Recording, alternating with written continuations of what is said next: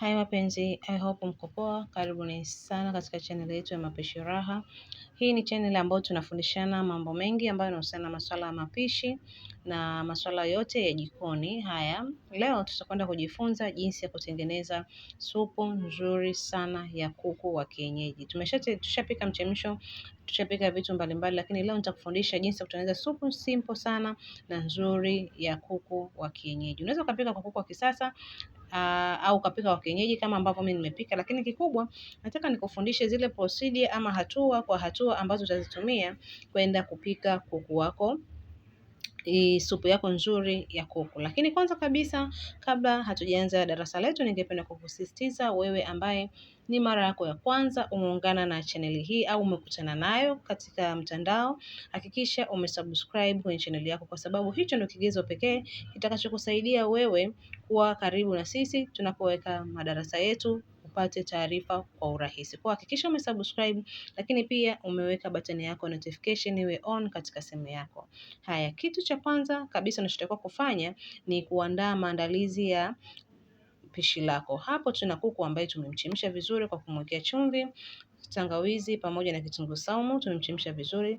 Then tutakuwa tuna maandalizi ya mboga mboga ambazo tutatumia katika supu yetu. Hapo tuna cabbage ambayo tumekata vipande, tuna hoho, tuna celery, halafu pia tuna leeks pamoja na carrot. Hivyo ni viungo ambavyo tunakwenda kutumia kwenye kuku wetu. Usisahau kitoweo ambacho tutakwenda kuweka, tutaweka viazi mviringo. Unaweza ukatupia ndizi kidogo au ukatupia viazi kama mimi ambavyo nimefanya.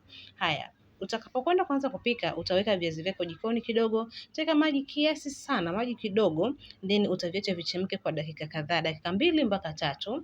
Baada ya hapo utakwenda kuweka ile supu yako pamoja na zile mboga mboga. Hakikisha utaweka moto wa size, moto usiwe mwingi sana. Utaweka mboga mboga zako. Hizi mboga mboga ni muhimu kwa ajili ya kuleta testi, lakini pia kiafya zinasaidia sana. Utajiuliza kwa nini tumeweka cabbage? Cabbage ni nzuri sana. Kama unapika mchemsho ama unapika supu haujawahi kuweka cabbage, nitakusihi kuanzia leo uwe unaweka kwa ajili ya afya na mmeng'enyo wa chakula. Ni nzuri sana. Inasaidia kwa tumbo la mtu kawaida, hata kwa wale ambao wana vidonda vya tumbo ni chakula ambacho ni kizuri. Haya, hapo tukaongeza na kile kiungo cha supu, then utakwenda kufunika, supu yako itachemka, na baada ya dakika kadhaa kila kitu kitakuwa kimeiva, na kama ambavyo unaona kwenye screen yako supu yetu ilikuwa tayari na ilikuwa ni tamu sana. Unaona jinsi ambavyo inaonekana ni supu tamu ya kuku. Tumeweka viungo ambavyo vina taste. Kumbuka tumeweka leeks pamoja na celery.